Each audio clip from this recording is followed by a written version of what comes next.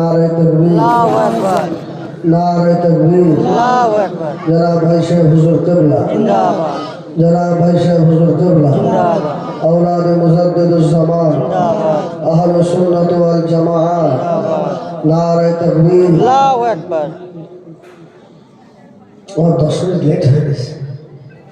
আমি ছিলাম সেই বসে একটু ভাড়া 9:30 করে নেমেছি। খুব তাড়াতাড়ি করে আমার ড্রাইভারটাও সব নিয়ে গেছে।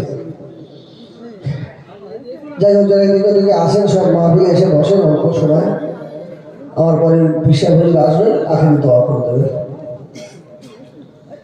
أعوذ بالله من الشيطان الرجيم بسم الله الرحمن الرحيم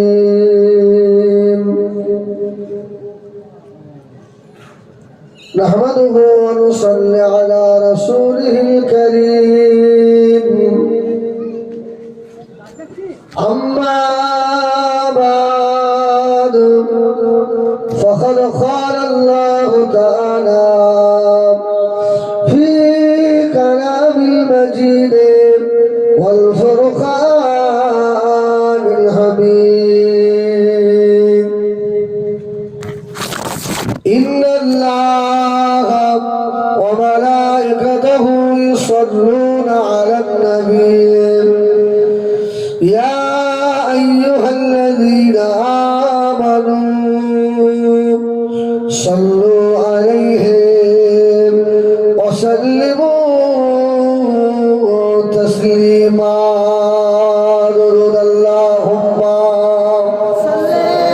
صل على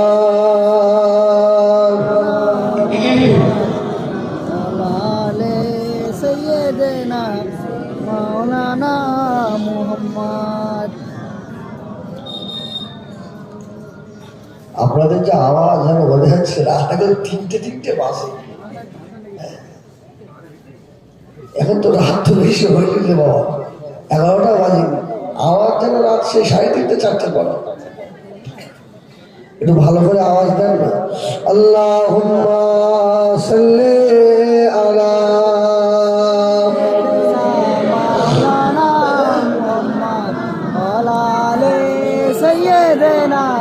मौलाना मोहम्मद। मुझे नाज है अपना खुशकिस्मती पर, मेरे हाथ में है दामने मुस्तफा की, न गम गए भुवन का न तूफा की परो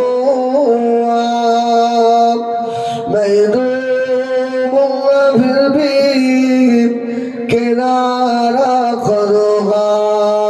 अल्लाहुम्मा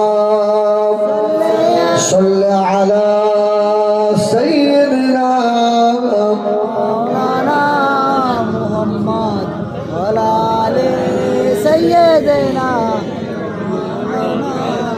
हुजूर को जो भूल गए रोज़ क़यामत, हुजूर को जो भूल गए रोज़ क़यामत, क्यों कर उसे हासिल हो अल्लाह की रहमत। अगर उन खबर ले तो मेरी कौन खबर ले, उम्मत को जो कश्ती है मोहम्मद के हवाले। अल्लाहुम्मा सय्यिदिना मौलाना मोहम्मद वअला आले सय्यिदिना मौलाना मोहम्मद। قال الله تعالى في كلام المجيد والفرقان الحميد يا بني أقم الصلاة وأمر بالمعروف وانهى عن المنكر واصبر على ما أصابك إن ذلك من عزم الأمور।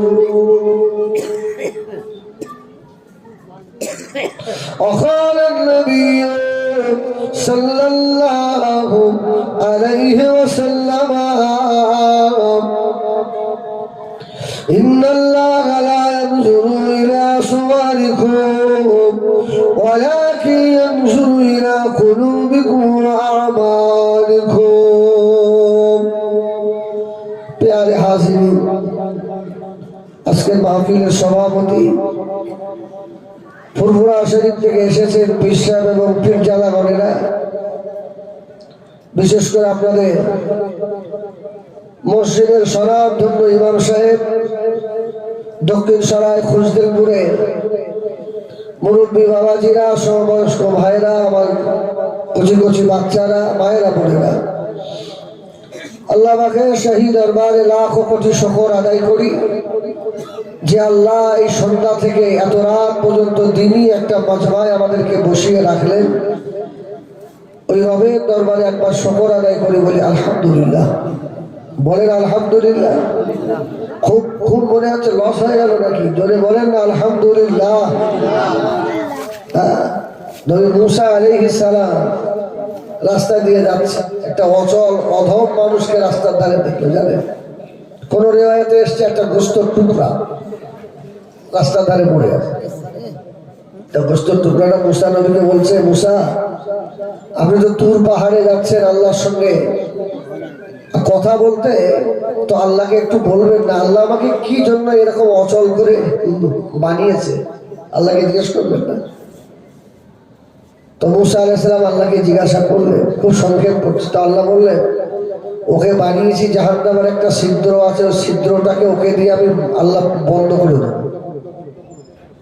মুসা আলাইহিস সালাম তুর পাহাড় থেকে আবার ফিরে ব্যাকে আসছেন সেই গোস্তের টুকরাটা মুসা নবীকে জিজ্ঞেস করছে কি খবর আল্লাহ কি বললেন বলছে আল্লাহ তোমাকে বানিয়েছে তোমাকে দিয়ে জাহান্নামের ছিদ্র বন্ধ করবে ওই অচল মানুষটা বলছে আলহামদুলিল্লাহ আল্লাহ আপনি যাতে রাজি আমিও তাতে রাজি সুবহানাল্লাহ বলেন সুবহানাল্লাহ বলেন আল্লাহ খুশি হয়ে গিয়ে বললেন মুসা ওকে বলে দাও আমি ওর জন্য জান্নাতের আলা জায়গা রেখে দিয়েছি জোরে বলুন সুবহানাল্লাহ সুখে দুঃখে সব সময় শুকর আদায় করতে হবে কার জোরে বলেন আচ্ছা আল্লাহ বলতে কি আমাদের বুঝি কি দেখা হচ্ছে নাকি এখন ধরেন খুশদিলপুর দক্ষিণ সাহেব ভাই আমার গ্রাম হদ্দ বলা বল শুধু বিয়ে না করলে বাড়ি যাওয়া লাগবে বিয়ে করেছি তো ওই জন্য বাড়ি যেতে হয় তাহলে সবসময় তো আপনারা কেউ থাকি অতএব এসব আমার গ্রাম হ্যাঁ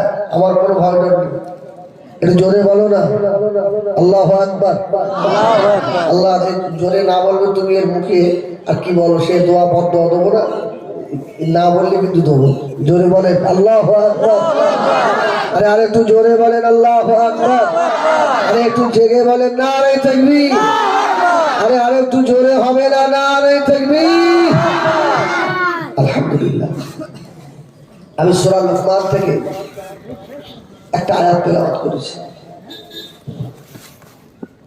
লুকমান আলাইহিস সালামকে আল্লাহ অনেক ইজ্জত দিয়েছিলেন কোরআন শরীফে 114টি সূরা এসেছে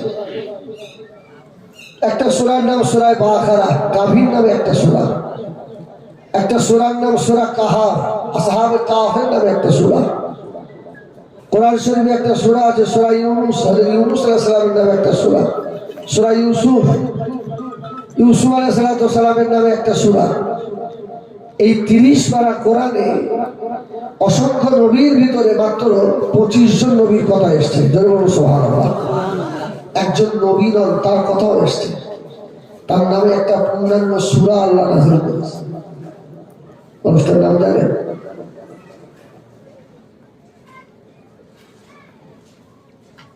অনুষ্ঠান নাম হলো হযরত লুকমান আলাইহিস সালাম জোরে বলুন সুবহানাল্লাহ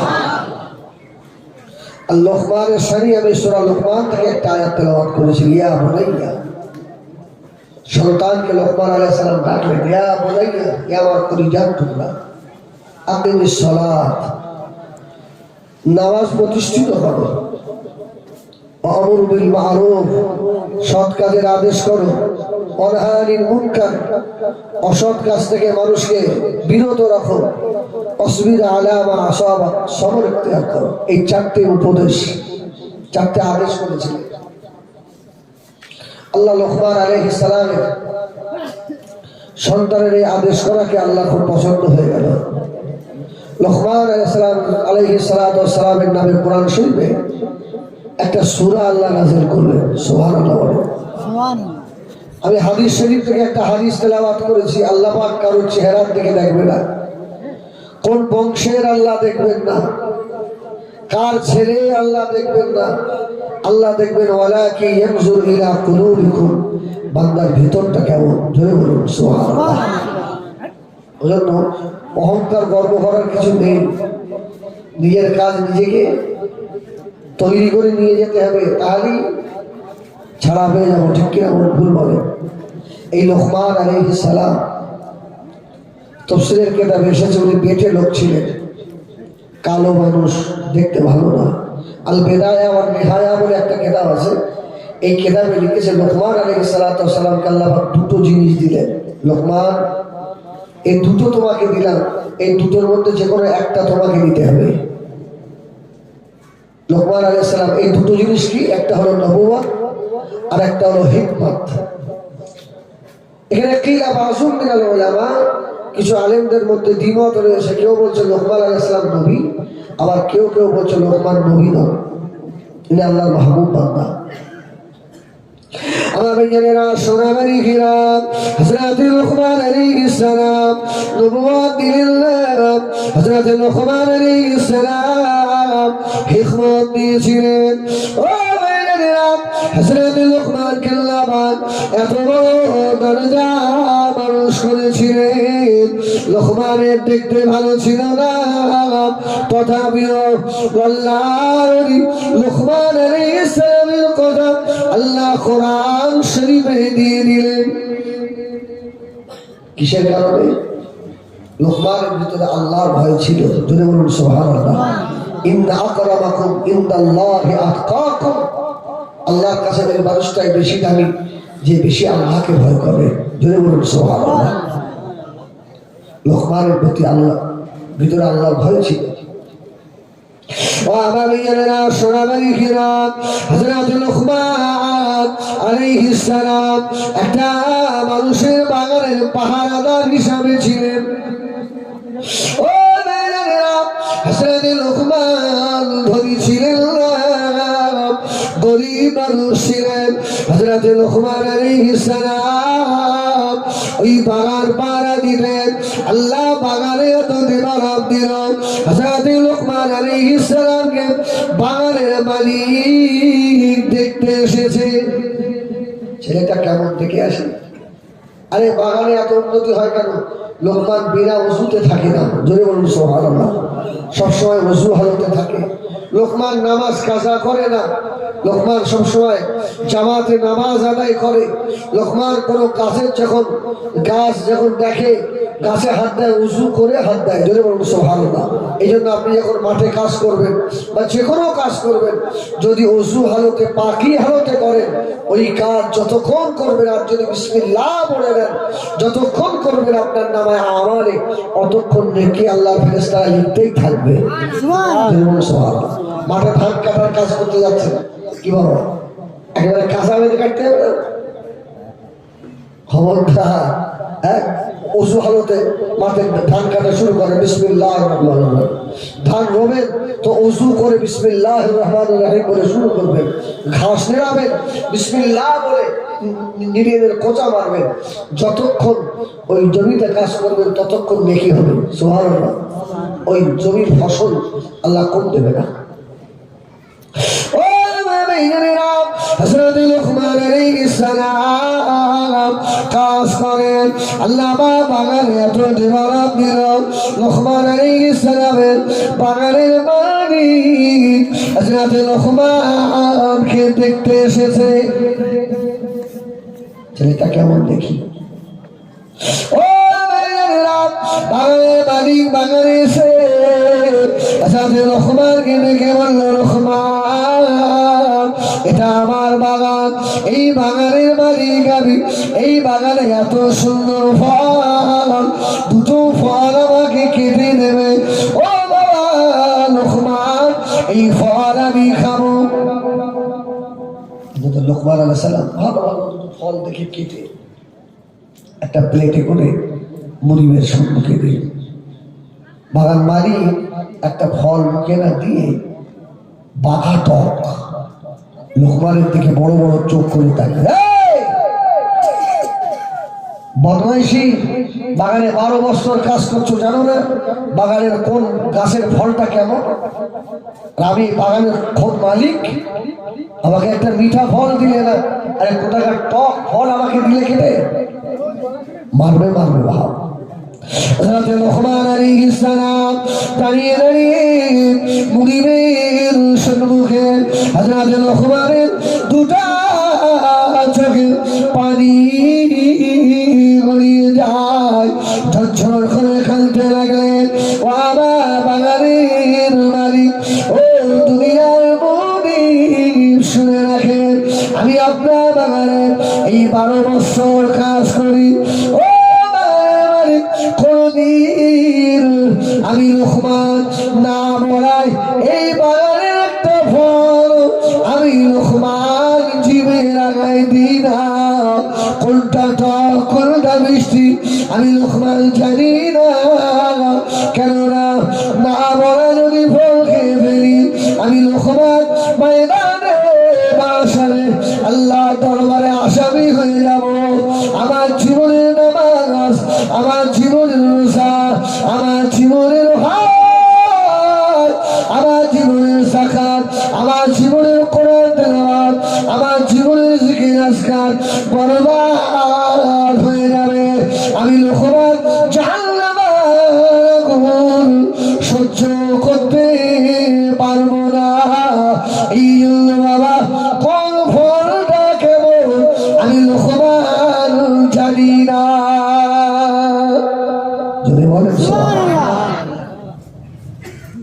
আচ্ছা, এই মানুষের সন্তান সহজে খারাপ হবে? আরে যদি 10 টাকা 1 টাকা হারাম খান, এই শরীরে হারাম রক্ত হবে না হবে না?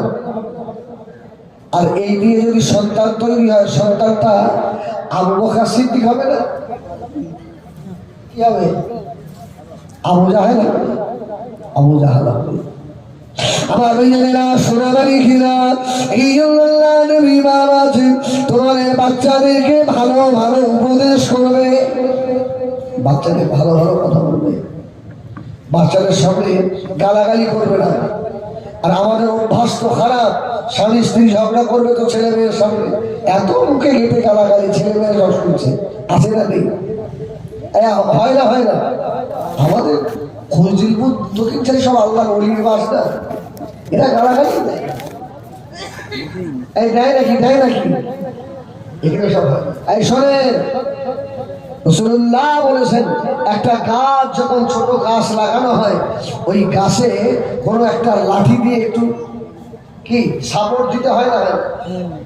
আর যদি সাপোর্ট দেন গাছ সোজা হবে না বেঁকা হবে? সোজা হবে। যদি সাপোর্ট না দেন গাছ বেঁকা হবে। বাপ মা হলো সন্তানের ওই লাঠি বাঁকারি, লাঠি স্বরূপ, সাপোর্ট স্বরূপ। সুবহানাল্লাহ। যদি সেইভাবে সাপোর্ট দিয়ে তৈরি করেন তো বাচ্চাটা আল্লাহর ওলি হবে, হাফেজ কোরআন হবে, মুক্তি হবে, মুহাদ্দিস হবে। আর যদি তৈরি না করেন গাছ বেঁকা হবে, দুনিয়ায় গালাগালি শুনবে, কবরেও শুনতে হবে। সাহাবীরা বললেন ইয়া রাসূলুল্লাহ, বাপ মা মারা গেল তো কবরে গিয়ে আবার কি করে গালাগালি শুনে? রাসূল বললেন এ যখন ওর মা বাপ তুলে গালাগালি দেয়, ও তখন এর মা বাপ তুলে গালাগালি দেয়। এই সন্তানের জন্য অনেক মাতা পিতাকে কবরে আযাব খেতে হয়। এই জন্য ছোট গাছ লাগানোর সময় ঠেস দিতে হবে, বাচ্চাদের ভালো ভালো জায়গায় নিয়ে যেতে হবে ইনশাল্লাহ। আর কয়েকদিনের মধ্যে মনে হয় আমাদের বাণীপুরের মেলা, সবাই জানেন তো ইনশাল্লাহ। নিয়ে ঠিক আনন্দ হবে, ছেলে মেয়ে বউ বাচ্চা সব হাত ধরে নিয়ে যাবেন। একটা করে হজের নেকি হবে। এই হজের নেকি হবে না? তারা কবিরা গোনা হবে, হ্যাঁ, আচ্ছা যে সন্তানকে এই বাপ হাত ধরে ধরে মানিগুলের মেলায় নিয়ে যাবে, আচ্ছা মনে হয় এই ছেলেটা বড় হলে ওর কবরের তালিকা হাত তুলে দোয়া করতে হবে? তোমার কবরে প্রস্রাব করে আসবে, দোয়া করে যাবে না। হযরত লোকমান আলাইহিস সালাম আল্লাহ পাক ছেড়ে দিলেন। ও ভাইয়েরা, ছেলেদের নসিহত করলেন, বাবা নামাজ কায়েম করো, সৎ কাজের আদেশ করো, অসৎ কাজ থেকে বিরত রাখো, বাবা ছেলে সবর করো। ও ভাইয়েরা, হযরত লোকমান আলাইহিস সালাম ছেলের হাত ধরে দিয়ে পাশের এলাকায় আল্লাহর একজন নবী এসেছে, ছেলেটাকে আল্লাহর নবীর কাছে নিয়ে যাচ্ছেন। একটু দোয়া দেবে। আজকে পিসায় বলে এসছে, অনেকে বাচ্চা নিয়ে যাচ্ছে না, একটু বাচ্চা ঢুকে দাও, ঢুকে দাও। আল্লাহু আকবার। তো লোকমান আসলে তো গরিব মানুষ, আর সে যুগে তো আপনার মরুভূমির জাহাজ বলা হয় উঠকে। লোকমান আসলাম এত গরিব, একটা উট হবে ছেলের হাত ধরে ধরে মরুভূমির উপর দিয়ে হেঁটে হেঁটে দুই বাপুই যাচ্ছে আল্লাহর একজন নবীর কাছে। একটু ছেলেটার জন্য দোয়া দেবে, যাতে ছেলেটা ভালো হয়, আবার যাতে আখেরাত ভালো হয়। জোরে বলুন সুবহানাল্লাহ। ও আমার ইয়ারা সোনামানিকেরা, হযরত লোকমান আলাইহিস সালাম ছেলেকে নিয়ে মরুভূমির মাঝখান দিয়ে দ্রুত গতিতে চলতে লাগলেন। ও ভাইয়েরা, ওই মরুভূমির বালুর ভিতরে মরা জানোয়ারের হাড় পড়েছিল। ওই হাড় লোকমান আলাইহিস সালামের ব্যথা পায়ের ভিতরে ঢুকে গেল। এত যন্ত্রণা হচ্ছে, সঙ্গে সঙ্গে পা ফুলে গেছে, একদিনের ভিতরে পা পচা শুরু হয়ে গেছে। মরুভূমিতে কেউ নেই। হযরত লোকমান আলাইহিস সালাম, ও ভাইয়েরা, দুনিয়া কারো কাছে সাহায্য না আছে, আল্লাহ নামাজে দাঁড়িয়ে গিয়েছে। নামাজে গিয়ে দুটো হাত তুলে হযরত লোকমান অজরে আল্লাহ, আমি লোকমান অসহায়, আমি লোকমান গরিব, আল্লাহ এই বাইরে আমি তো খারাপ জায়গায় যাচ্ছিলাম না, আমি নবীর কাছে যাচ্ছিলাম, আল্লাহ এই মুসিবতে পড়ে গেলাম, আল্লাহ আমার তো কেউ নাই, আল্লাহ এই মাল আপনি আমাকে আমানত দিয়েছেন, মাল তো আপনার। সুবহানাল্লাহ বলেন। সুবহানাল্লাহ। এই সন্তান আমাদের আমানত না, আমানত না। আল্লাহ অনেককে সন্তান দেন, অনেককে সন্তান দেন না। অনেকে আমার সন্তানের জন্য খাজা হওয়ার দরবারে যায় না। এই খাজার দরবারে সন্তান চাওয়া যাবে? দাদা হুজুরের দরবারে গিয়ে সন্তান চাওয়া যাবে? হারওয়ার পীরের কাছে গিয়ে সন্তান চাওয়া যাবে? আল্লাহু আকবার। অনেকে যায়, আল্লাহ মাফ করেন, অনেক লম্বা হয়ে যাবে বিস্তারিত বলতে গেলে। চাইতে হবে কার কাছে? জোরে বলে, দিতে পারেন কে? কার ভান্ডারে কম নেই? আল্লাহর ভান্ডারে। আল্লাহুল গনি ওয়া আনতুমুল ফুকারা। যার ভান্ডারের মাল কোনোদিন শেষ হয় না। যে চায় আল্লাহ তার উপরে খুশি হন, আর যে না চান তার উপরে আল্লাহ বেজার হন। জোরে বলুন সুবহানাল্লাহ। এইরকম মুনিব দেখাতে পারবেন? আমি যদি কারোর বাড়িতে কাজ করি, বারবার যদি প্রতিদিন যদি 100 টাকা করে হাত খরচ চাই, আমার যদি চুক্তির মধ্যে না থাকে, ও একদিন দুদিন দেওয়ার পরে আমার জুতো মারবে না? তোর মতো লোক আমার বাড়িতে রাখা যাবে না, দুধ হয়ে যায়। আর আল্লাহ এমন একজন মুনিব, যত চান আল্লাহ তত খুশি হয়ে যায়। সুবহানাল্লাহ, সুবহানাল্লাহ। এই জন্য কিছু চাইতে হবে আল্লাহর কাছে। আর এটা নবীদের সুন্নাত। মুসিবতে পড়ে গেলে নবীরা নামাজের মাধ্যম দিয়ে চাইতেন। সুবহানাল্লাহ। এই জন্য বিপদ মুসিবত হলে মসজিদের সঙ্গে সম্পর্ক বেশি করা, কোরআনের সঙ্গে সম্পর্ক বেশি করা। আর আমাদের মুসিবত বিপদ হলে আমরা যত চেষ্টা করি মসজিদ থেকে যত পালিয়ে যাওয়া যায়। ঠিক কিনা ভুল বলে? আল্লাহু আকবার। মুসিবত যিনি দেন তিনি তো আবার সেবাও করতে পারেন। তো লুকমান আলাইহিস সালাম অসুবিধা হচ্ছে আপনাদের? অসুবিধা হলে বসতে গেত বিশ্বাস করে দেন ঢুকে গেছে। তো একদিনের মধ্যে পা ফুলে ছেলে মোটা হয়ে গেছে, পা পচন শুরু হয়ে গেছে। লুকমান আলাইহিস সালাম দুনিয়া কোন মানুষের কাছে সাহায্য না আছে, সাজদায় পড়ে অজরে আল্লাহ আমার বেটা এমন কেন হয়ে গেল, আমি তো কোনো খারাপ জায়গায় যাচ্ছিলাম না। ও ভাইজানেরা, হযরত লুকমানের কান্না আল্লাহ সহ্য করতে পারে না গো। আল্লাহ জিবরিলকে পাঠিয়ে দিলেন। হযরত জিবরিল আমিন আলাইহিস সালাম মানুষের সুরাত ধরে হযরত লুকমান আলাইহিস সালামের কাছে এসে হাজির হয়ে গেল। ও হযরত লুকমান, কি হয়েছে আপনার? আপনি কে? এই মরুভূমির মাঝখানে আমার কেউ নেই, আপনি কে? লুকমান, আমার পরিচয় শুনবেন? আমি হলাম জিবরিল আমিন আলাইহিস সালাম। যদি বলুন সুবহানাল্লাহ। লুকমান আলাইহিস সালাম খুশিতে চোখে পানি এসে গেছে। বাবা, ভাই আপনি জিবরিল, আল্লাহ আপনাকে পাঠিয়েছেন। ও হযরত লুকমান, কাঁদবেন না, আপনার চোখের পানি আল্লাহ সহ্য করতে পারে না। হযরত জিবরিল আমিন আলাইহিস সালাম হযরত লুকমান আলাইহিস সালামের ছেলের পায়ে হাত বুলিয়ে দিলেন। আল্লাহ পাকের হুকুমে পা বড় হয়ে গেল। ও ভাইজানেরা, জিবরাইল চলে যাবে। হযরত লুকমান আলাইহিস সালাম জিবরিল আমিনকে ধরে ফেললেন। জিবরাইল, আচ্ছা বলো তো, আমি তো খারাপ জায়গায় যাচ্ছিলাম না, এই মুসিবতটা কেন হলো আমার? এই বিপদটা হলো কেন? ও ভাইজানেরা, হযরত জিবরিল আমিন বললেন, লুকমান, আপনি জানেন না যে পল্লীতে আপনি যাচ্ছিলেন, আল্লাহ নবী এসে ওখানে দিনের দাওয়াত দিচ্ছিল। লুকমান, ওই পল্লীর মানুষেরা আল্লাহ নবীর কথা মানে না, আল্লাহ নবীর দুশমন হয়ে গিয়েছিল বলে আল্লাহ পাক ওই পল্লীটাকে ধরে আর জমিনকে আল্লাহ উল্টে দিয়েছে। লুকমান আলাইহিস সালাম, আপনি যত দ্রুত যাচ্ছেন ওই আযাবে পতিত হয়ে যেতেন।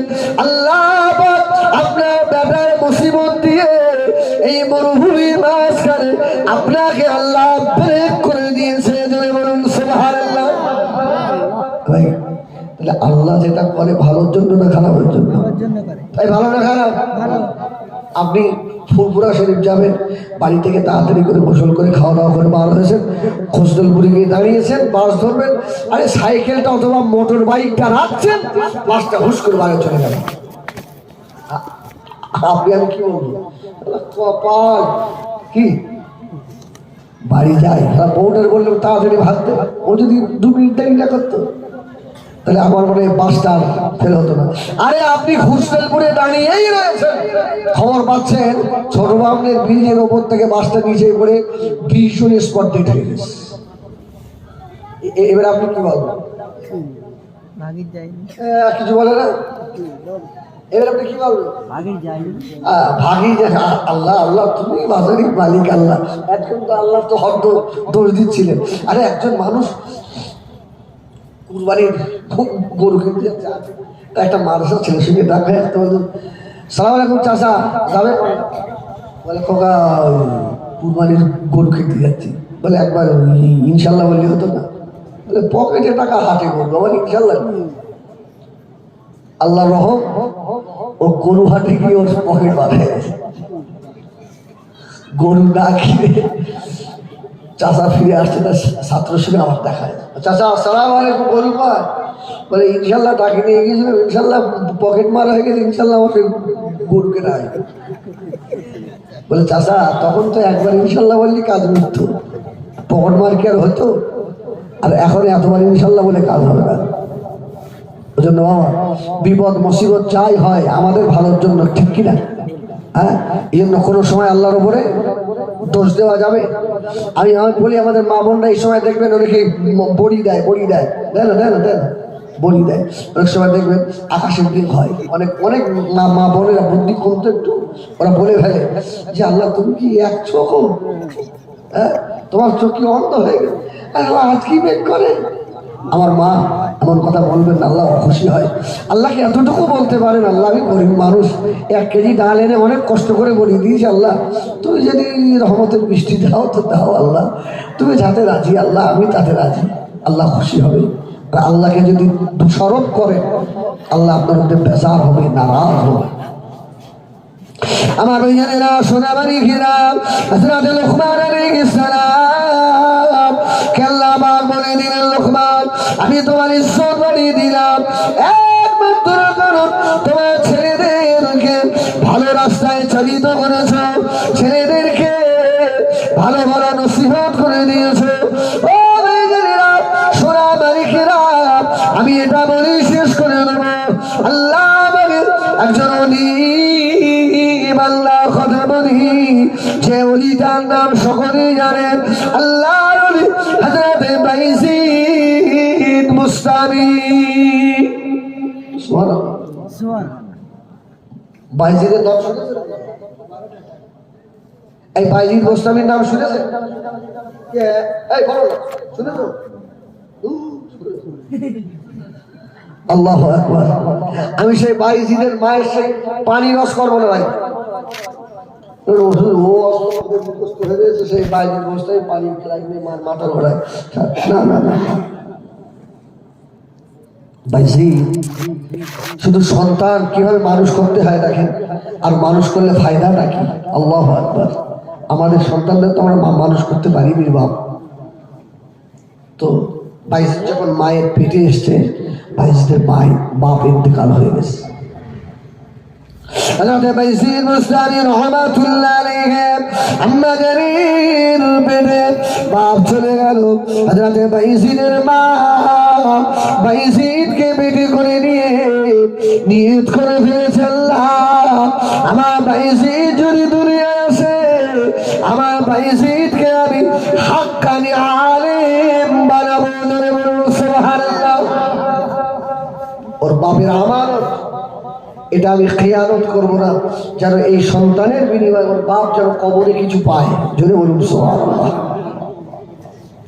ও মেয়েরা দিল্লার আদর্শে রাজ্যের দিন আছে, হযরত বাইজিদ দুনিয়ার জমিনে এসে গেলেন। হযরত বাইজিদ একটু বড় হয়ে গেল। হযরত বাইজিদের আম্মা জান হযরত বাইজিদকে কোলে কোলে নিয়ে মাদ্রাসায় চলে গিয়েছে। মাদ্রাসার গেটের কাছে গিয়ে ডাকছে মাদ্রাসার ওস্তাদকে, বাবা এদিকে ওস্তাদরা বার হয়ে এলো। বাইজিদের মা বলছে, শোনো আমার এই বাচ্চাটার বাপ নেই, আমি মা একা, ও দেখার মতো কেউ নেই, আর এই বাচ্চাটা দিয়ে গেলাম। শোনো যতদিন আলেম না হবে, মুহাদ্দিস না হবে, আমি বাইজিদের মা আমার বাইজিদের মুখটা আমি দেখবো না। যদি বলুন সুবহানাল্লাহ। মা দেখে আল্লাহর দ্বীনের জন্য কি করতে পারে। বাইজিদের মায়ের আশা যে বাচ্চাকে আমি পেটে রেখে এত কষ্ট করেছি, এই বাচ্চা থেকে যদি কিছু ফায়দা তুলতে না পারি তাহলে আমার এই কষ্ট করাটা বৃথা। এই বাচ্চা থেকে কিছু ফায়দা আমাকে নিতে হবে, কবরে হোক আর হাসরেই হোক। সুবহানাল্লাহ বলে। ও মেয়েরা হযরত বাইজিদকে মাদ্রাসায় দিয়েছে। এখন 1 বছর যাওয়া পরে হযরত বাইজিদের কলিজার ভিতরে মায়ের কথা মনে পড়ে গিয়েছে। হযরত বাইজিদ বসে বসে ঝরঝর করে কাঁদে। ওস্তাদকে বললেন, হুজুর ও ওস্তাদ আমাকে একটু ছেড়ে দেন, আমার জনম দুঃখিনী মায়ের জন্য আমার কলিজাটা পড়ে।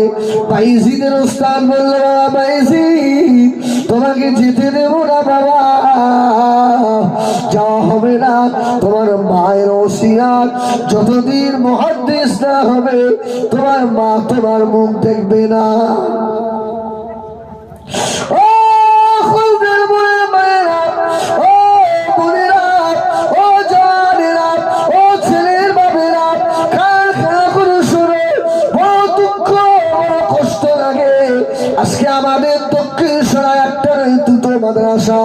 আমার এলাকার কটা ছেলে পড়ে বলেন?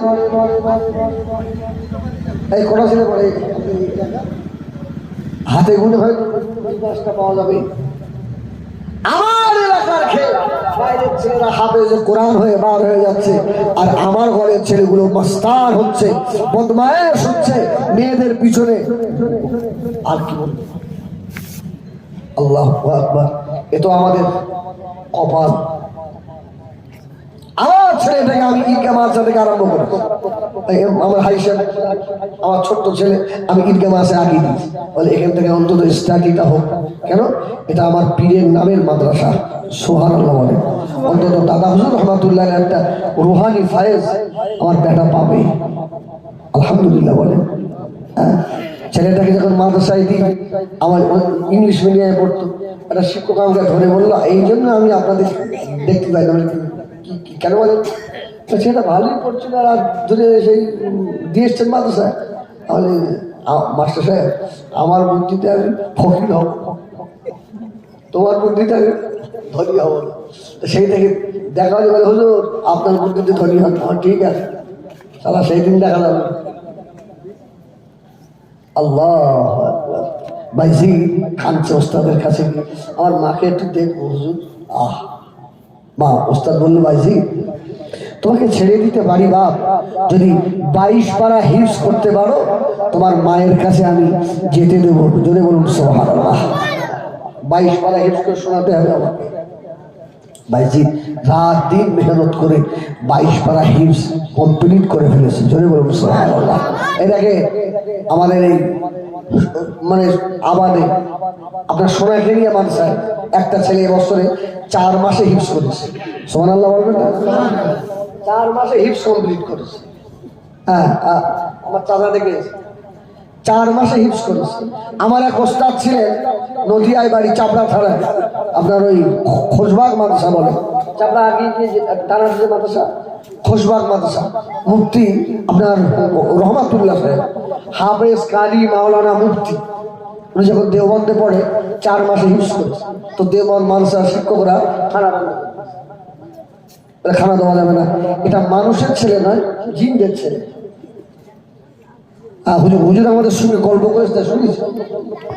তারপরে বাড়ি থেকে আমার মেম্বার সব কাগজপত্র পাঠায়, তারপরে আবার খেতে দেয়। তা হুজুর বলছে, কচি আমি যে এত বড় আল্লাহ আমাকে আলেম করেছেন, এটা আমার মায়ের দোয়া। যদি বলুন সুবহানাল্লাহ। যেদিনে আমি দেওবন্দ মাদ্রাসায় বার হই, আমার মা ওই দিন থেকে নিয়ত করেছে, আল্লাহ আমার বেটা যদি আলেম হয়, আমি প্রত্যেক, যতদিন আলেম না হয়ে ফিরবে, আমি প্রত্যেক সপ্তাহে 2টো করে নফল রোজা তোমার শুকরের জন্য রেখে দেবো। যদি বলুন সুবহানাল্লাহ। তার বাচ্চা আলেম হবে না, আমি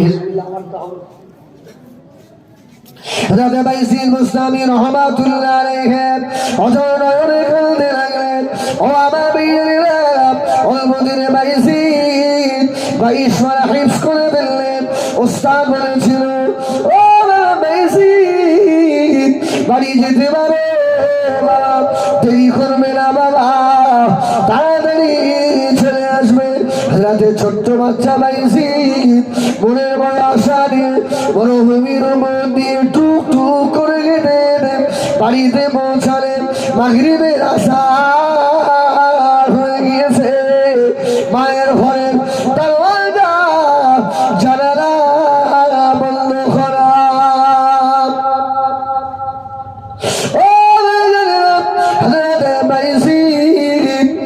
বারান্দায় উঠে দরওয়াজায় গান লাগিয়ে শুনছে জনম দুঃখিনী মা ঘরের ভিতরে নামাজের পাটিতে বসে 2 হাত তুলে অঝরের কাঁদছেন। আল্লাহ আমার বাইজিদকে আমি মা কতদিন দেখিনি আল্লাহ। আমার বাইজিদকে জমানার শ্রেষ্ঠ আলেম বানিয়ে দেবেন আল্লাহ। আমার বাইজিদ যতদিন আলেম না হয় আল্লাহ আমার মত দিও না, আমি যেন আমার আলেম বেটার চাঁদ মুখটা দেখে কবরে যেতে পারি।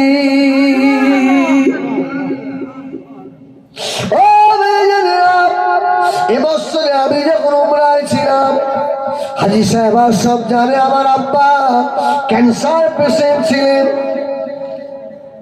একেবারে মৃত্যু সজ্জায়। আমি আব্বাকে বললাম যাব আমি কি, আপনি যদি বলেন তাহলে আমি যাব। আব্বা বলল কচি আমি তোমাকে বারণ করব না, তুমি আমার রাসূলুল্লাহ দরবারে যাবে, যাও, আল্লাহ যদি তোমার হাতের মাটি রাখে আমি পাবো। মক্কার কাজ সমাধা করে মদিনা শরীফে গিয়েছি। 1 তারিখে আব্বা ফোন দিল মদিনা শরীফে, আব্বা ঝরঝর করে কাঁদছেন, কথা বলার মতো শক্তি নাই। আমাকে ফোনে বলছে বাপ তাড়াতাড়ি বাড়ি এসো কচি, আমার শরীর ভালো নয়, আমি তোমাকে আলেম করেছি, আমার জীবনের বড় আশা আমি তোমার কোলের ওপরে পড়বো আব্বা।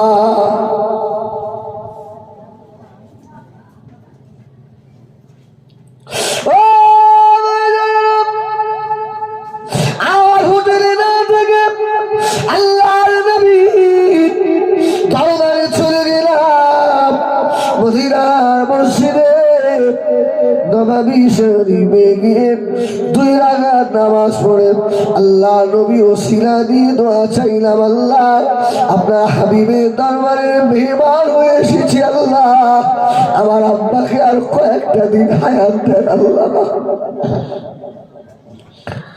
আমি যেন আমার বাপের জানাজার ইমামতি করতে পারি। বাড়ি চলে এলাম, আব্বার ইন্তেকাল হলো আমার কোলের ওপরই, জোরে বলুন সুবহানাল্লাহ। দুনিয়া থেকে চলে যাবে, একটা গাছ তৈরি করে রেখে যান, কবরে শুয়ে শুয়ে যে গাছের ফল পাওয়া যাবে বাবা।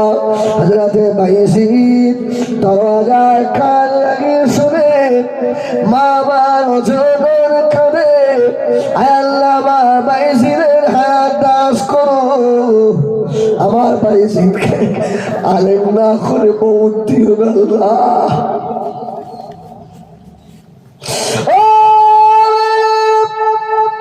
হযরতে বাইজিদ মুস্তামিদ রহমাতুল্লাহ আলাইহি মায়ের ঘরের দরজায় ঠোকা দিলেন, মা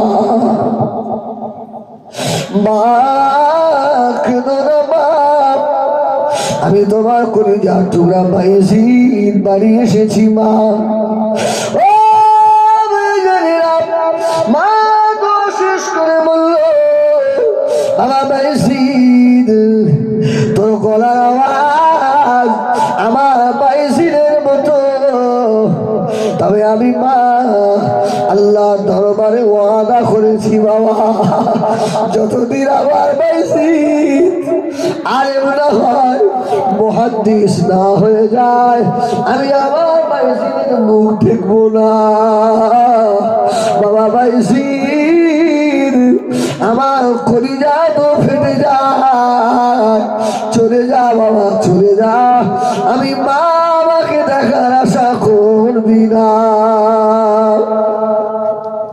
হযরতে বাইজিদ দরজায় ঘুরে দাঁড়িয়ে মা মা মা মা করে কাঁদে, চরম দুঃখিনী মা সাড়া দিলেন না। হযরতে বাইজিদ দরজার কাছ থেকে উঠে দুর্বল হয়ে গিয়েছে, কাঁদতে কাঁদতে দুর্গম রাস্তা সফর করে মাদ্রাসায় চলে এলেন। উস্তাদ বলল, বাবা বাইজিদ এই গেলে আবার এখনই চলে এলে বাবা, কি খবর বলো? আর হাও হাও করে কানে হুজুর আমার আম্মা জান আমার মুখ দেখবে না বলেছে, যতদিন আলেম না হব আমার মা আমার মুখ দেখবে না। আল্লাহ নবী হযরত বাইজিদ মুস্তামি রহমাতুল্লাহ আলাইহি পড়তে লাগলেন, আল্লাহ হাফেজ করলেন, কারি হয়ে গেল, মাওলানা হয়ে গেল,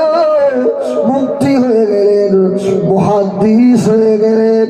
হুজুর দেখে বলল, বাবা বাইজিদ, আগামীকাল সকালে তোমার মাথায় পাগড়ি পরিয়ে দেবো বাবা।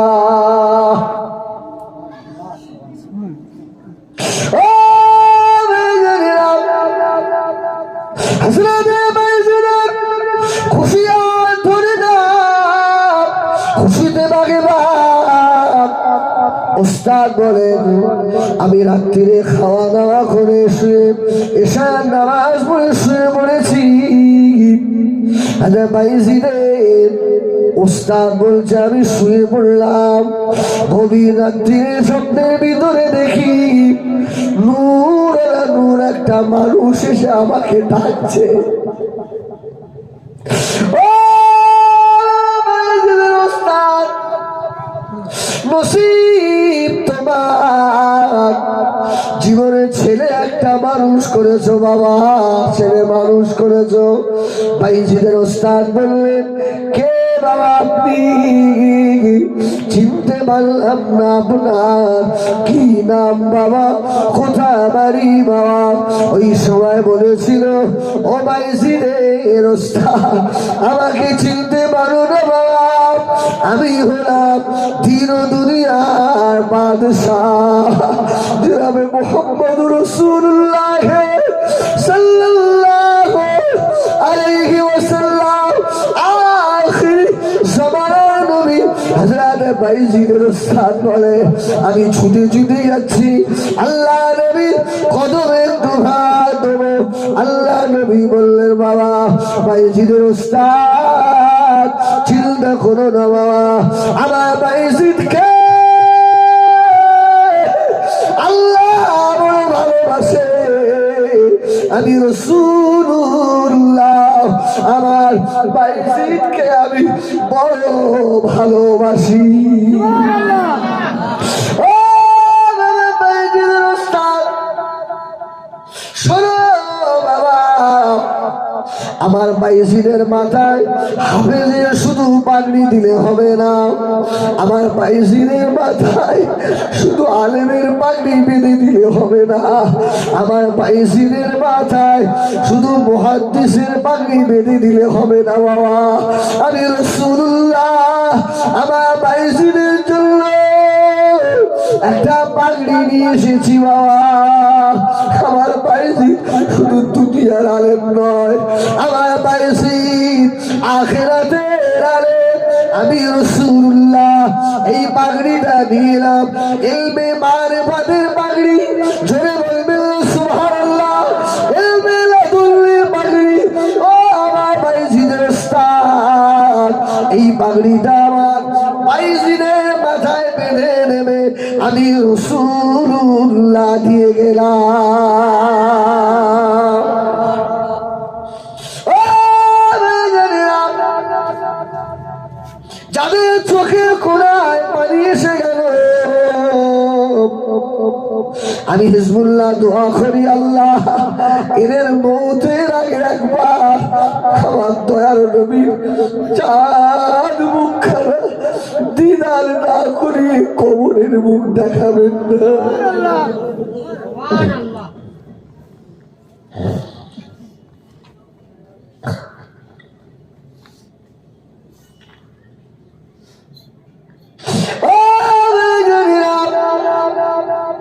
ফসলের আজান হয়ে গিয়েছে, আসসালাতু খায়রুম মিনান নাওম।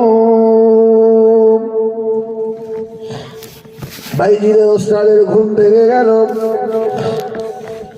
ফসলের নামাজ আদায় করে বাইজিদকে ডাকলে, বাবা বাইজিদ এদিকে আয় বাবা, তোর মতো ছেলে পড়িয়ে আমি ধন্য হয়ে গিয়েছি।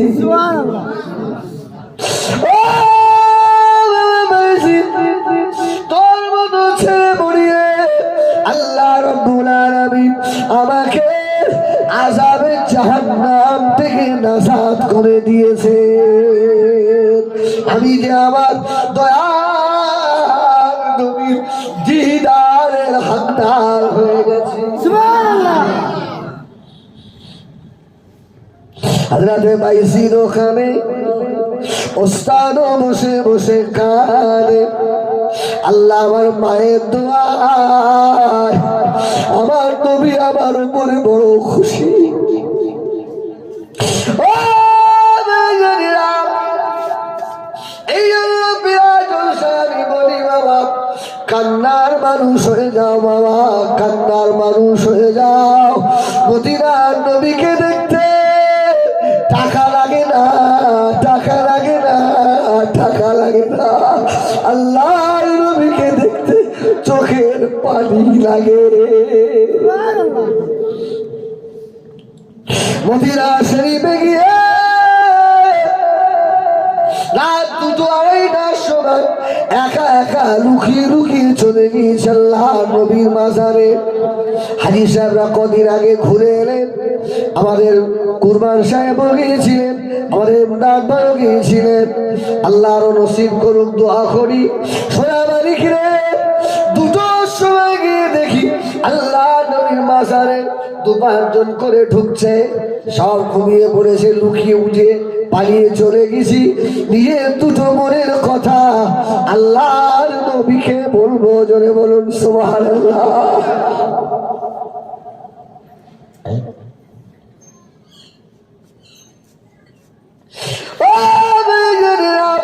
আল্লাহ নবীর মাজারের কাছে এইভাবে হাত তুলে দোয়া করতে দেবে না, আপনাকে দেবে না। হাত এইভাবে রেখে জর্জর করে কাঁদছি আর বলছি, ইয়া রাসূলুল্লাহ, সেই বাংলার পাগলটা তোমার দরবারে এসে হাজির। ইয়া রাসূলুল্লাহ, দিদার যদি না দেন আর হিন্দে ফিরিয়ে দিয়ে যেও না। সোনা মানিক রে, খোদার কসম, নবী দেখতে টাকা লাগে না, নবী দেখতে চোখে লাগে। জোরে বলুন সুবহানাল্লাহ। হযরতে বাইজিদ খুশি হয়ে গেলেন। সকাল হয়ে গেল, হযরতে বাইজিদের মাথায় পাগড়ি বেঁধে দিয়েছে ওস্তাদ। হযরতে বাইজিদ খুশি হয়ে ছুটে ছুটে বাড়িতে চলে এলেন। বাড়িতে এসে দেখেন চরম দুঃখিনী মা হুজুরার বারান্দায় চুপ করে বসে রয়েছে। মা আমার অথম্য হয়ে গেছে। হযরতে বাইজিদ এসে একবার মা বলে ডেকেছে। জোরে বলুন সুবহানাল্লাহ। এই সোনা বাড়িকেরা, মা যদি দুনিয়ায় নেই বাবা, মা যাদের চলে গিয়েছে, বলো গভীর রাত্রিরে যদি মায়ের স্বপ্ন দেখো, সারা রাত কি আর ঘুম হয়? যদি মায়ের ছেলের মতো ছেলে হয়, বেটা সারা রাত আর ঘুমোতে পারে না। সোনা বাড়িকেরা, এই মানে ওদের মাঝখানে বলে দিই, যাদের মা বাপ দুনিয়ায় রয়েছে বড় নেয়ামত, না হারালে বুঝতে পারবে না বাবা, হারিয়ে গেলে বুঝবে কি নেয়ামত হারিয়ে ফেলেছে। আমি যত রাতে বাড়ি যাই, আমার ইমদাদ ভাই আসে, আমার আব্বা জানাজায় গেছিল, আমার বাড়ির পাশে রাস্তার ধারে আব্বার কবর। যত রাতি হোক গাড়ি ঘুরিয়ে আগে আব্বার কবরের ধারে গিয়ে দাঁড়াই, সুবহানাল্লাহ বলে, সালাম দিই, তারপরে ঘরে গিয়ে শুই। আব্বা মারা যাওয়ার পর থেকে এমন একটা রাত আমার যায়নি বাবা, চোখের পানি আমার বালিশে এক ফোঁটা পড়ে।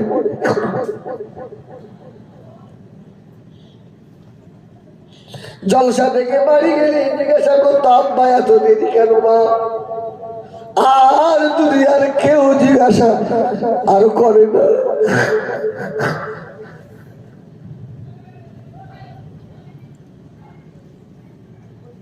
বুঝতে পারবে যেদিন নিয়ামত চলে যাবে।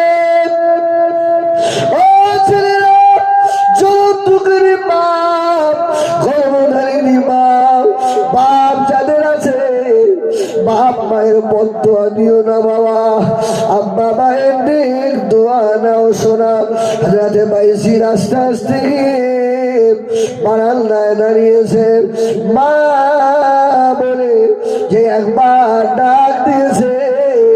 আল্লাহ মায়ের কলিজার সঙ্গে মা বেটার কলিজা এমন মিলন করে দিয়েছে, মা অন্ধ হয়ে গেছে। একবার আবার দিল, কে বাবা? এ যেন আমার কলিজার টুকরা বেটা, আমার বাইসিরের গলার আওয়াজ।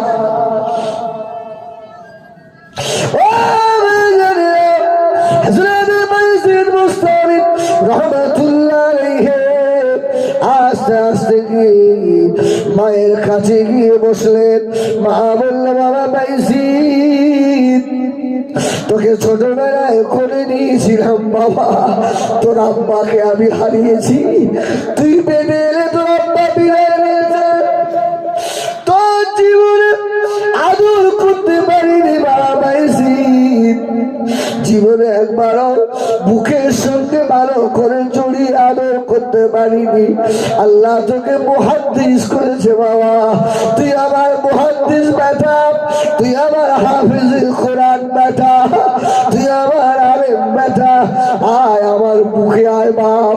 আল্লাহর ওলি হযরত বাইজিদ বুস্তামি রহমাতুল্লাহ আলাইহি মায়ের বুকের ভিতরে গেলেন, মা জড়িয়ে ধরে কাঁদলে, বাবা বাইজিদ, আমি তোর আব্বার আমানত খিয়ানত করিনি। জোরে বলুন সুবহানাল্লাহ। ও বাবা ছেলে, বাবা বাইজিদ, আমাকে একটু পানি এনে দিবি বাবা?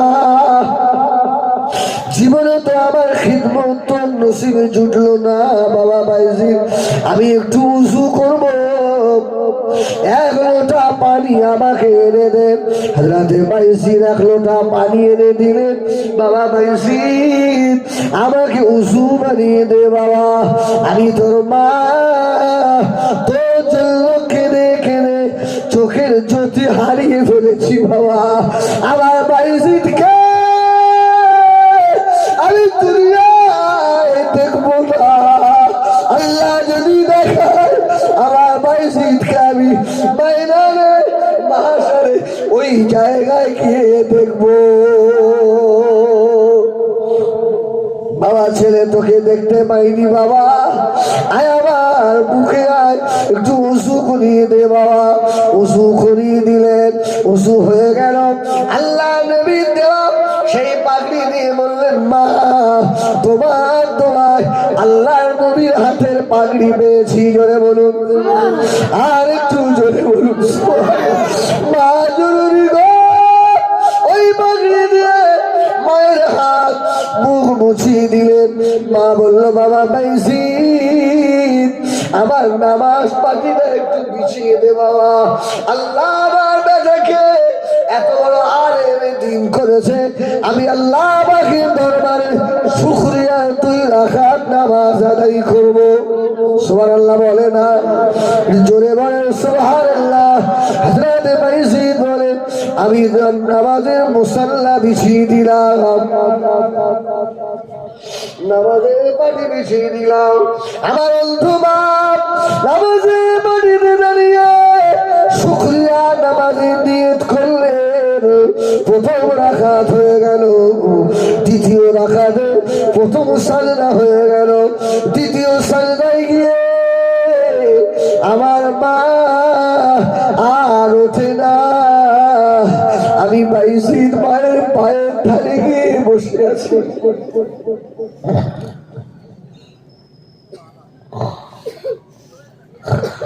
মা, আমি বাইজিদকে আমার মাকে জনমের মতো হারিয়ে ফেললাম।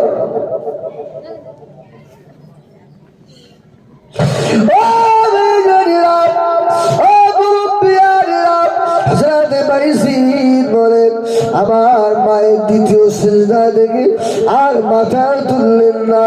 মা সিজদায় গিয়ে দোয়া করলেন, আল্লাহ আমার মনের আশা মিটে গিয়েছে। জোরে বলুন সুবহানাল্লাহ। আল্লাহ, আমি বাইজিদের মা কবরের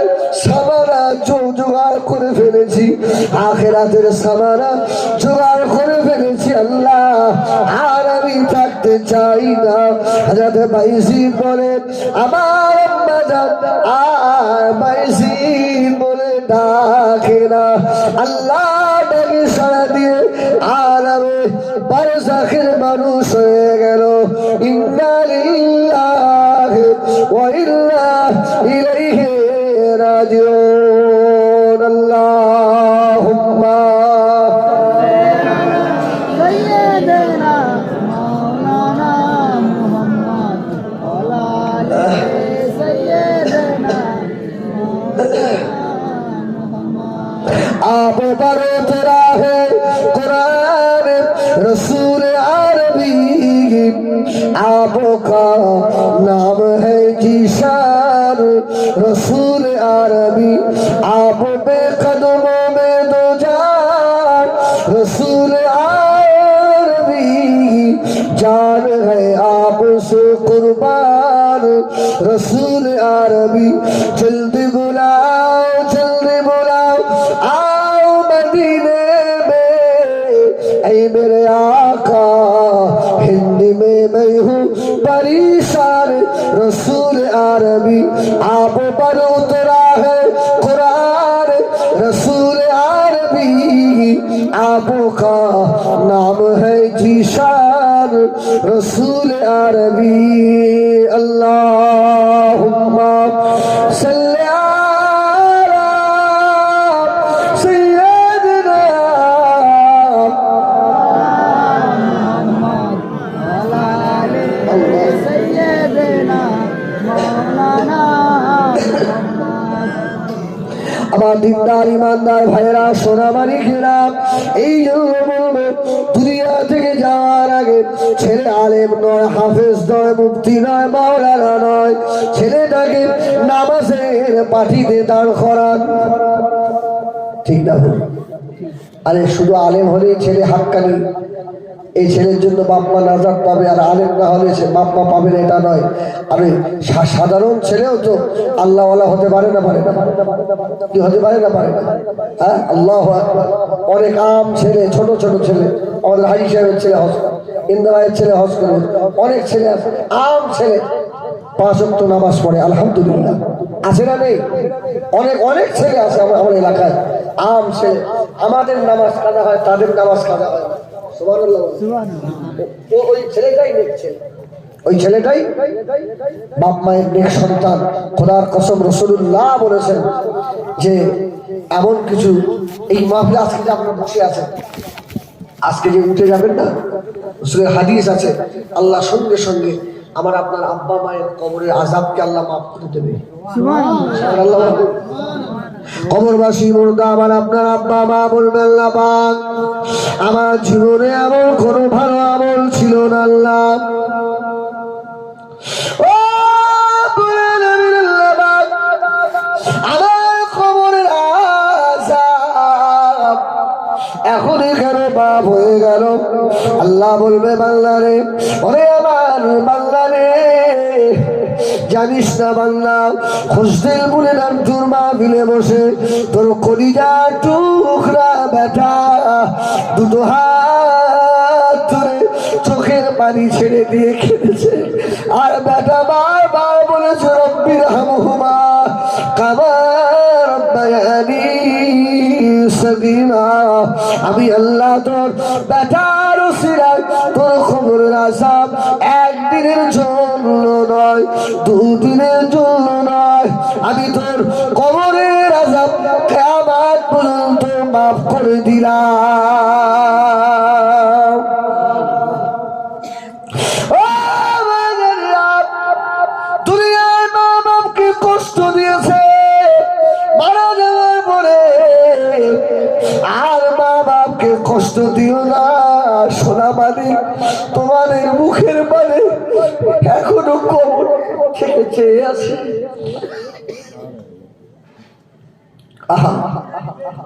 বাবা কত ভালোবাসে, মনে পড়ে গেল বলে বলছি, কিছু মনে নেবেন না।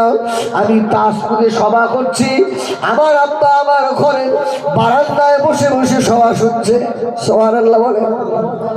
আমি বাড়িতে যাওয়া বলতে বসে আছি, বাড়ি যেয়ে গেছে, আব্বা বলছে বলছি বলছি আমার ডাক্তার, আব্বা তুই কোথায় সভা করছিলে বাপ? আমি তাস করে, আমি বলছি তোমার দোয়ায় বাড়ি বসে বসে সামিল হয়েছি। আমি খোদার কসম, আমি ওই রকম বাপ পেয়ে গর্বিত। আমি দেখেছি আমার জুতো উল্টে গেলে আমার আব্বা পা দিয়ে ঠিক করে দিত না, হাত দিয়ে জুতো ঠিক করে। আমার আলের পেটার জুতো, সুবহানাল্লাহ বলে, সুবহানাল্লাহ বলে। আমি একদিন বললাম আব্বা আপনি এরকম কেন করেন? আমাকে জবাব দিল কি জানি, আমার বলছি তুমি আমার হাবিব সাহেব বেটা, আমি তোমার দুনিয়া একটু জুতো সোজা করে দিই বাপ, আর আমি যখন বলে যাব তুমি আমার কবরের ধারে দাঁড়াবে, তো আল্লাহ রাসূলের হাদিস অনুযায়ী আমার কবরের আযাব আল্লাহ মাফ করে দেবে। তুমি আমার সব আখিরাতের তুমি আমার, সুবহানাল্লাহ আমার ভাই। আর কষ্ট দিও না বাপ মাকে। না সাহাবীরা বললেন ইয়া রাসূলুল্লাহ, মরা বাবাকে ছেলে কি করে আবার কষ্ট দেয়? রাসূল বললেন ওই ছেলে যখন বেনামাজি হয়, অন্যায় করে, অপরাধ করে, জেনা করে, মদ খায়, গেজা খায়, লোকের ধোঁকা দেয়, লোকের টাকা মেরে খায়, এই যে অপরাধগুলো হয়, এই অপরাধের একটা হিস্সা ওর বাপ মায়ের কবরে দেয়। ছেলে যদি নামাজি হয়, আল্লাহওয়ালা হয়, রোজাদার হয়, পরেশগার হয়, তাহাজ্জুদ গুজার হয়, ছেলে যদি নেক ভক্ত হয়, আল্লাহ নবী ফরমাচ্ছেন এর অর্ধেক নেকি আল্লাহ তার আব্বা মায়ের নামায় আমলে দিয়ে দেন।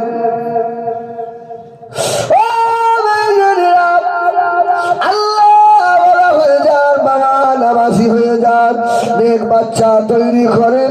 আল্লাহর একজন ওলি বান্দা ছিলেন, নাম হলো হযরত সুলতান ইবনে আদম রাহমাতুল্লাহ আলাইহি। আল্লাহ মা বাপ তাকে মানুষ করেছিল। হযরত সুলতান ইবনে আদম দুনিয়া থেকে বিদায় নিয়ে চলে যাবে। এই অসুবিধা হচ্ছে, বিশ্বাস আসবে, দোয়া করো। আমি একটু ওয়াশ করে দিই নাকি? আমার রুটি নিয়ে যাচ্ছে, এত করে ওয়াশ করার জন্য বাড়ি একটু ঘুমবো।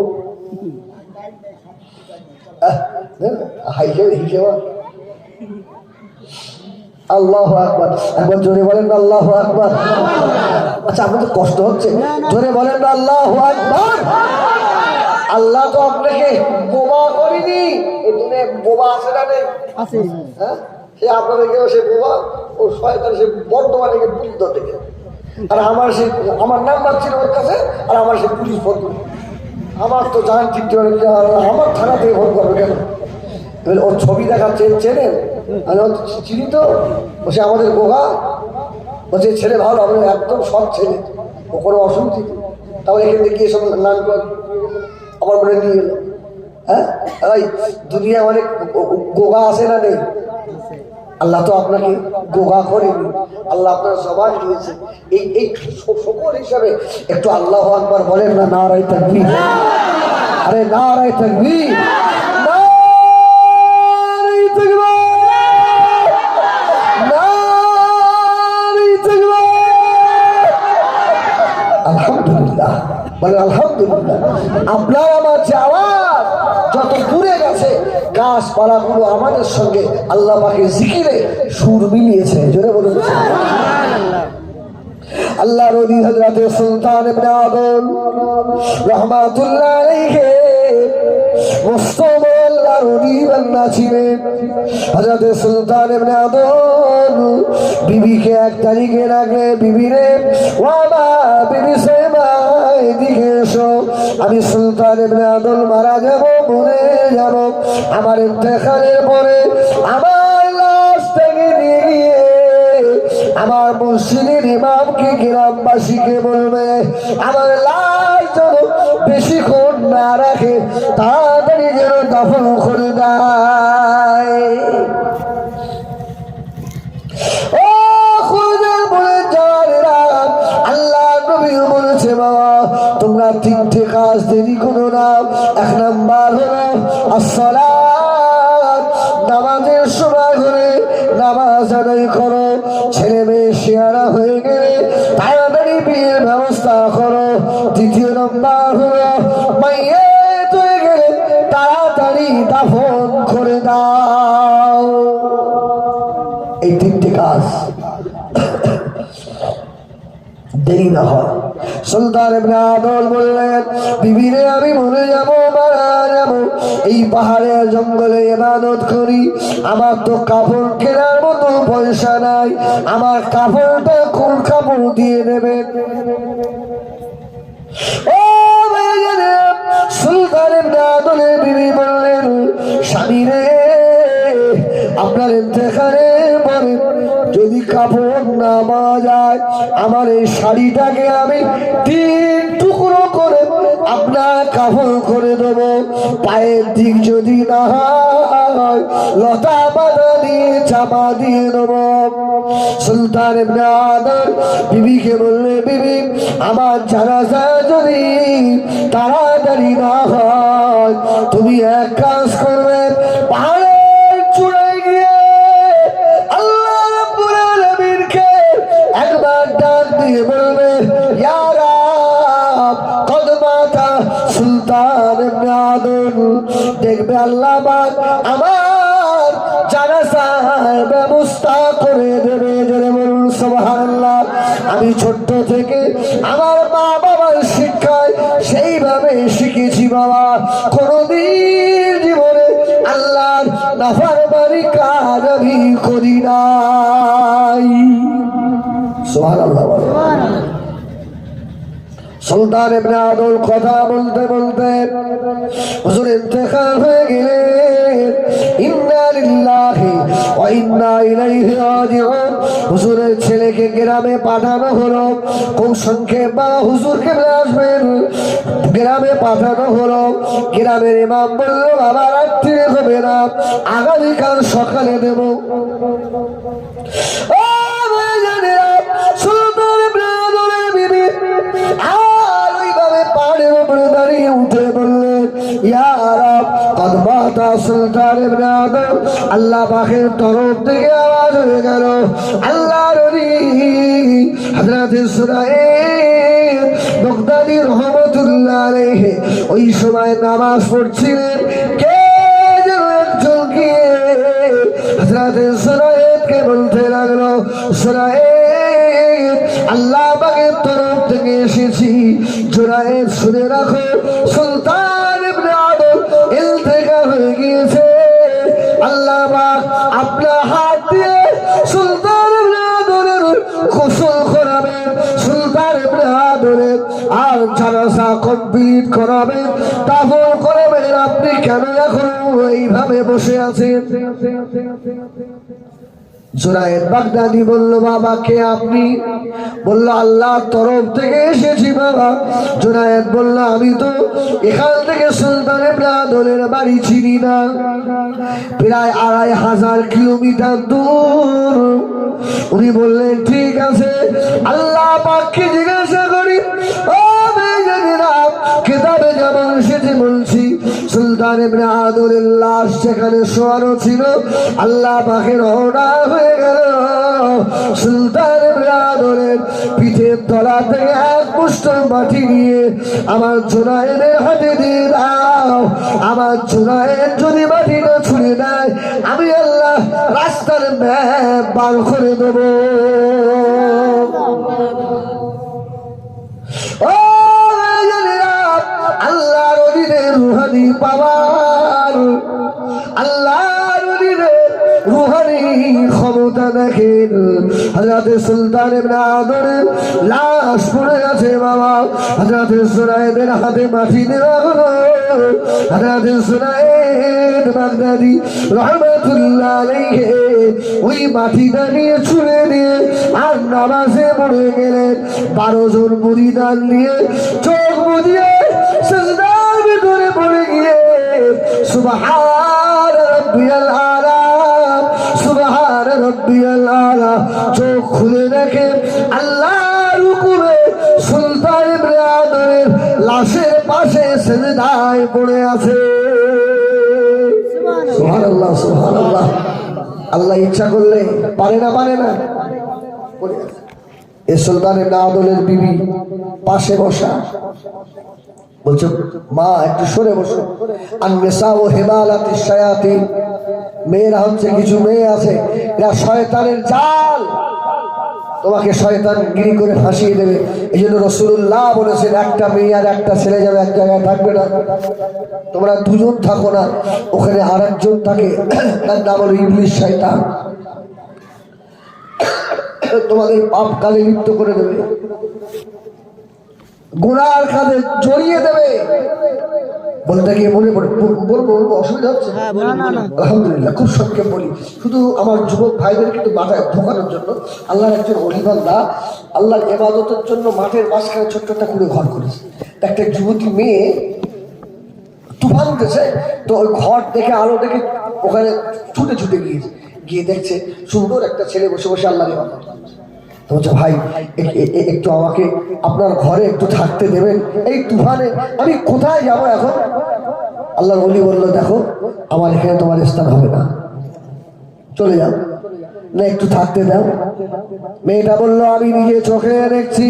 এই কথা বলার পরে আল্লাহর ওলি বললাম একটা মোমবাতি জ্বালালেন, আর মোমবাতির আগুনের ভিতরে নিজের আঙুলটাকে বারবার দিচ্ছে, যদি বলুন সুবহানাল্লাহ, আগুনের মধ্যে দিচ্ছে, আবার মেয়েটা বললো আমি জিজ্ঞাসা করলাম ভাই যুবক এইভাবে নিজের গাকে আগুনে কেন পোড়াচ্ছেন?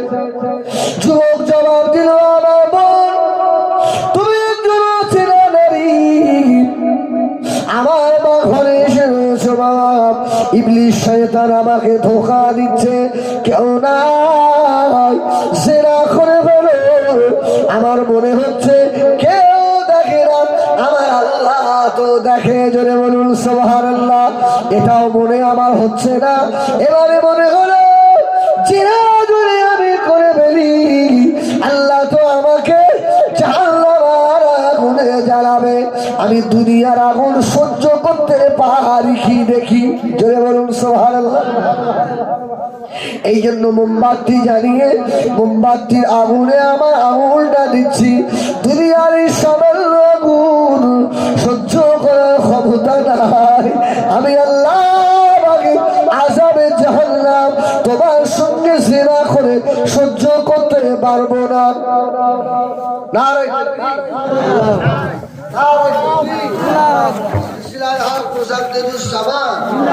যারা পীর সাহেব হুজুর কেবলা, যারা পীর সাহেব হুজুর কেবলা, যারা বাইরে আছে সব ভিতরে চলে আসেন, আর আপনি একটু আগে এসে বসেন, একটু আগে আসেন।